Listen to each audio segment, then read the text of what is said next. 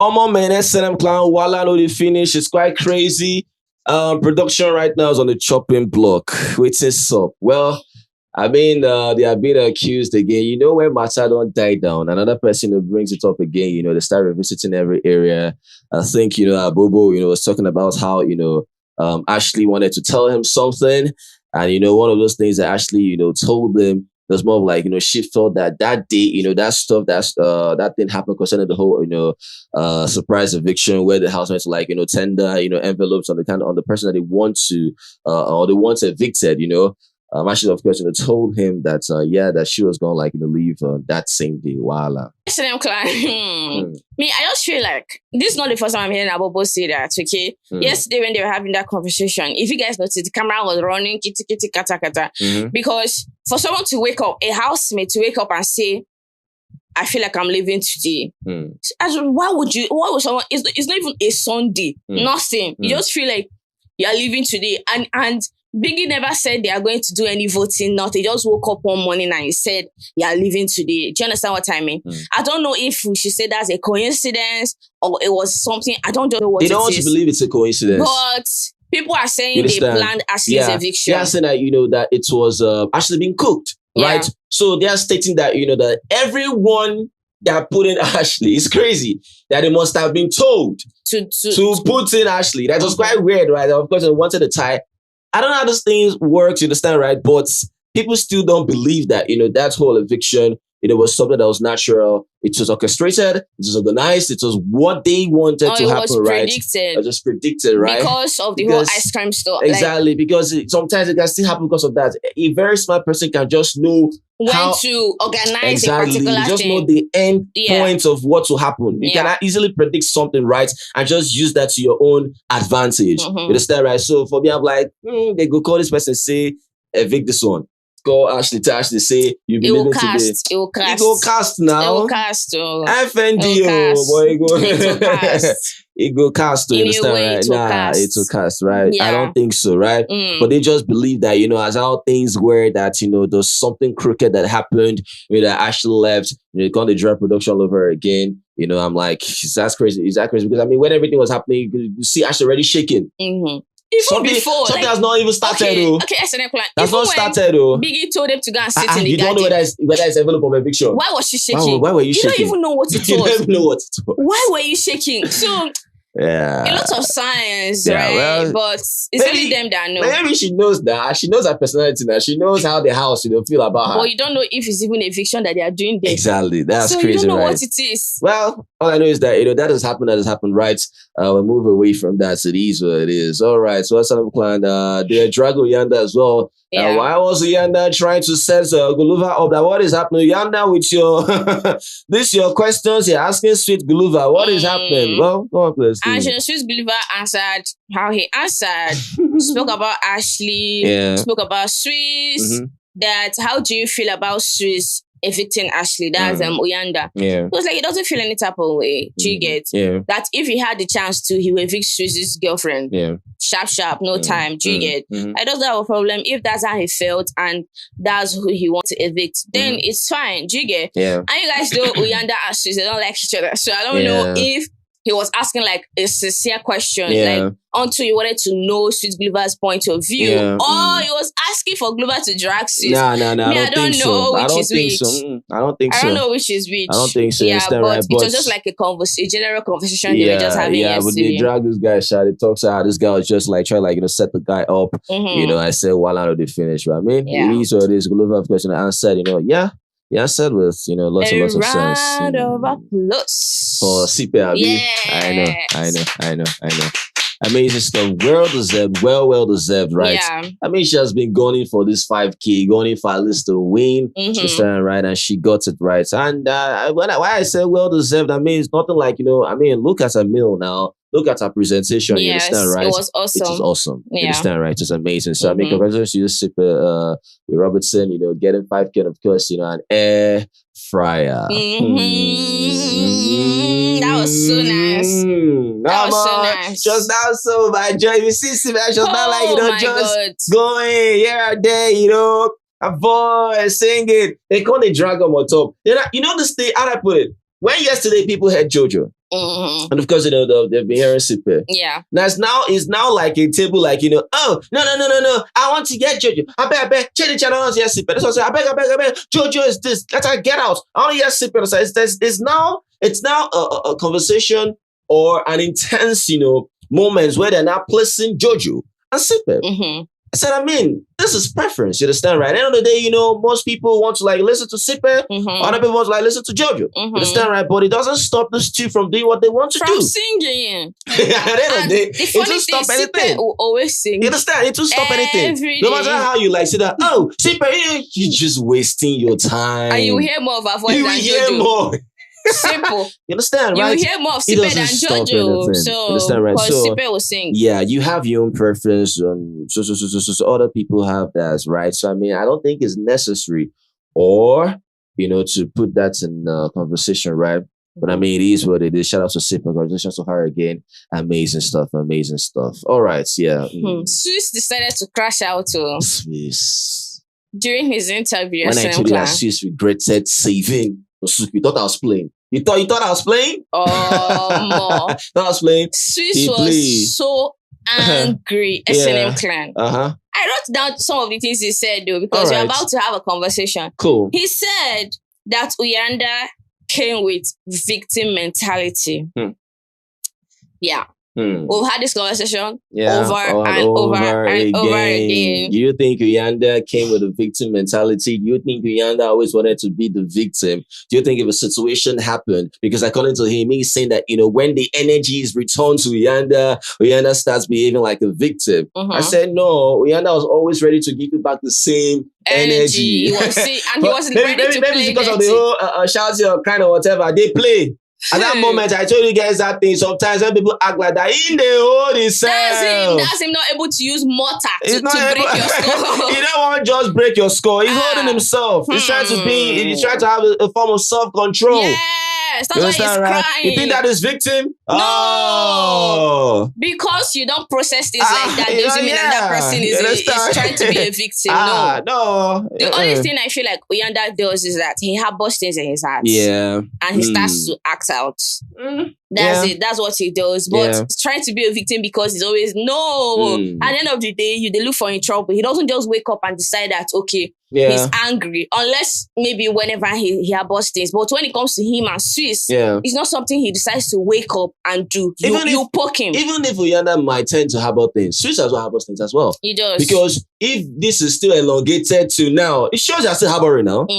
So, because what is it? I feel, and SM, nobody can tell me anything. Don't bother to even convince me. Swiss have a very personal issue with Uyanda. It's personal. And it has everything to do with his ego. Yeah. That's it. It's personal, right? Okay, let's talk about Pilile. Pilile. Give it to us. All right. So about Pilile, he felt some type of way, when the slide, during his highlights or joining the house, was shown a little bit longer than the rest. Twice or thrice, you will see him under the duvet with Pilile. You will still see him, at least maybe kissing Pilile's neck, you understand, right? How it looked, right?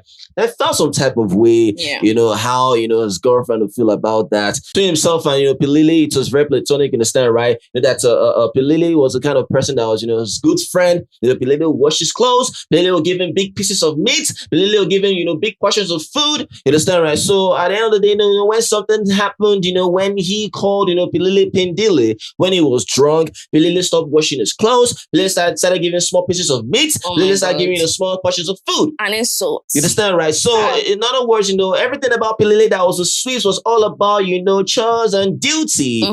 AKA maid. Like we told you guys. Yeah. That's the F. So, Pilile actually proved us right. Pity yourself. And, pity yourself. When you call you Pilile, you don't want to give him big pieces of meat again. True. So the artist is saying, come on. You understand, right? When they now settled, just started giving him big pieces of meat again. Started washing his clothes again. Not doing. You never see anything. Never said anything. Better go to his house and be washing his clothes. Voila, go on, please, Jerry. Yeah. Now to Usuku. Yeah. He said that he doesn't like Usuku. Yeah. That Usuku is a very selfish human being. Yeah. She acts like a good friend when she needs something. Then when she doesn't need anything, she starts to act weird. Do you get that outfit that Usuku wore that day, that costume Biggie gave them, that stuff that had on, that was meant for Usuku. And Usuku forced them to fill up the jacuzzi. Yeah. Because Biggie said if you want to, it wasn't by force, but Nsuku made it look like Biggie said it was by force, because do you know, to the extent that she had to go and hit the gong and enter the diary room and acted like Biggie told her to tell them to go back and finish filling the tub. Yeah. Even when she was counting it, Nsuku said no, it wasn't so that it was 24. Do you get? Whereas it be 27. Exactly. So when she entered the diary room, I bet you Biggie didn't say shit. I don't think Biggie said anything right. Oh my goodness. He was so angry when he was talking about that he told Usuku that she shouldn't do this. Yeah. But Usuku just act like one military. That's like a military in a regime, stuff like that, right? That Usuku, that she's twisted. Yeah, she's very twisted. And she talks shit behind his back a lot. So I don't know Usuku wore on her head that, that Swiss said that that's a perfect description of her. It's that Maleficent horn. So that means, in other words, Usuku's a devil. Usuku is meant to be growing horns. Oh my God. Yeah, Usuku is meant to be growing horns. Oh, see, that's serious. Oh, man, that's crazy. That's crazy. Unless maybe they make up outside the house, but for now. Yeah, because they weren't happy. Guluva wasn't happy in his diary session. He wasn't. He tell Biggie. Yeah. And I said, this is Una Bimugo. You're supposed to know that you're not supposed to do shit. Why? Who made you? When there? She read the brief, didn't you? When the Biggie gave you the brief and Usuku read it, you still went to go and be feeling jacuzzi. You're supposed to do nothing. Adults sometimes. Who made you people do it? Who made you do it? She forced you to do it. She didn't force you. You just went to go and be doing it like it was a duty. Now you're grumbling. I don't know why. And when she was forcing them, right? Yeah. They thought maybe they should obey her and do it. There's nothing like obedience there. As long as Biggie said if. Now she's stripping you guys of your human freedom. Right? That she tell you people. Yes. Because you didn't use your money to buy anything. They used their money to buy something. Why are you helping them? Which is not their fault. You understand, right? That you didn't buy anything. It's not their fault. But I just felt like Usuku forcing them and them agreeing. Both of them are at fault at the end of the day, because why did you agree? You heard the brief. Unless you didn't hear, then it's your fault. And they didn't want to do it before. I don't know what made them now, Because of how she was acting. Sometimes body language can deceive. See how she was acting. Because she's the head of us, she's an advantage. Like, if people want to scatter my money, this and that. You're the one that you did choose. You yourself, like I said, Usuku, crazy. No, she was really insufferable that day. Yeah. So it's crazy. And that moment, why they did this, let me tell you why. They did it because of Shini. Let me not lie to you guys. They did that thing because of Shini. Yes. Shini said, let's just, do this, respect her as the head of house, respect her the HOH. But they didn't do it. Let me tell you what happened. They didn't do it. Even when Shini barely, they didn't do it. Sorry, and Shini saying that, people called Shini a coward. Yeah. People called Shini scared. A scaredy cat, right? But I told you guys this, right? Shini did this because she felt that, she was meant to give back to Usuku. You can remember when Shini was head of house, Usuku was always there from Shini. Usuku said that this is what Shini is trying to say. You don't disrespect her like this. Usuku was always like, this assistant to head of house has to pass Shini's message across for people to understand fully what Shini was trying to talk about. Shini felt, okay, let me still, give Usuku the same, feel as how she gave me. So doesn't have being afraid. You understand? If Shini wants to change it from Usuku, you're not going to know Shini again, Understand, right? So that moment, it just went, okay, yes, so respect the head of us. So you mean they didn't do anything? No. But that's they crazy. Didn't do it because when she kept on begging them, they refused and they went inside. It was Usuku. She went to hit the gong. She went there and she was hitting it. Gong. It was after that gong. She now entered inside, came out, and went to them. They said she got finished. Yeah. That's what she did. Wow. So, wow. When you just carry someone, you tie them up. Yeah, just tie them. Tie her on that head of us shit. Yeah. She will not move. You will not go and sleep. Tie her mouth. Because Usuku just finished them that night. Yeah. Hey! That's crazy. No, Usuku really, that night was interesting. I said, I enjoyed everything I watched that night. But Usuku says something, you understand, right? In as much as what she said, what she did, well, it's just what it is, right? She made reference to something, right? That she can never, ever forget Swiss. You understand that even if she has amnesia, even if she forgets her name, she will never forget Swiss. It's very understandable because she would have been at home by now. Yeah, that she will never forget what Swiss did for her, you understand, right? I said, that is still beautiful. Yes, understand, it right? is. So, I don't know, but Swiss is saying, nah, baby, I ain't gonna forgive what you did. I ain't gonna forgive you. I said, all right, so crazy. Cool. He now said Nate. That Nate thinks she's right in every situation. I said, this Nate's owner, I shook. That when Jojo was crying, Tyrone, you guys know that Tyrone is closer to Jojo than anybody in that house. Tell me why Tyrone was consoling Jojo. Nate came, pushed Tyrone out. Wow. I started consoling Jojo that she's the better person to console Jojo than Tyrone. Can imagine. And Tyrone walked away. You can imagine. So I was like, this is not the first time she's doing this. I told you she made housemates keep quiet. When KB got evicted, she's fond of that. She shut everybody up. For camera now. They play. So you now said that maybe she's doing it for the camera to show that she's a good person. Yeah. Because why would you do that? Because that is weird as fuck. Like for you to tell Tyrone to leave. I'm here to empower women. Listen, I'm here to do this. I'm here to that. You know how those things are. You know this and that. Come on, T. Come on.